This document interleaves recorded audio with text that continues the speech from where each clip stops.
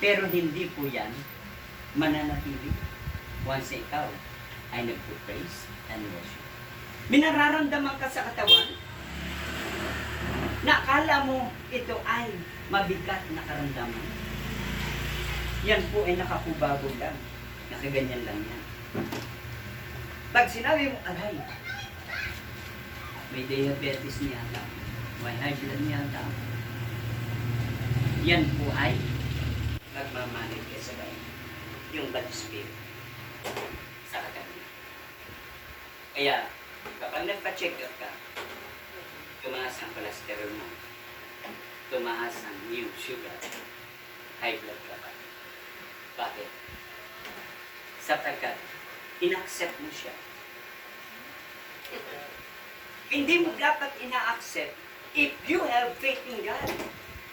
Hindi mo ina-accept ito, kundi nananatili kang tahimik at sinasabi mo sa Panginoon, kay buti-buti mo, Panginoon, you are the God that held thee.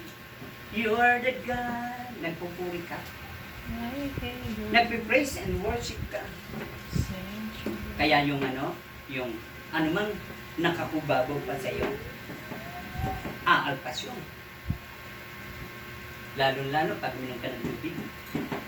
Water means spirit. Ang lahat ng bagay na ating dinideklara, yan ay spirit. Yan ay nadating. Dineklara mo sa iyong sarili, tandaan nga po, oh, may spirit na yan. Dadating. Lalo kang patatandayin.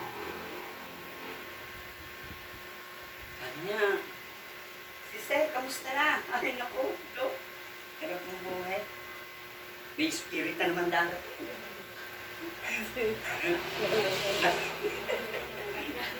Iba di spirit. Sabi niya, ang hirap. Sabi ng bad spirit, alis muna ako. Nagsama ka ng ito. At sabi niya, grabe ang hirap. Wala nang magpautang sa akin. Wala nang magbigay kahit kapatid ko, kamag-anak, kakilala, hindi ako tulungan. Kasi nakakarga na sa inyo. Ano ang dapat mong gawin? Repent. God. Lord. Lord, sorry po sa mga deklarasyon ko ng aking bibig. Sapagkat ang sabi ng Proverbs chapter 18 verse 21,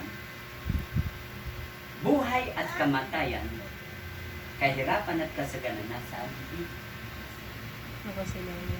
Kaya't iingatan ang deklarasyon.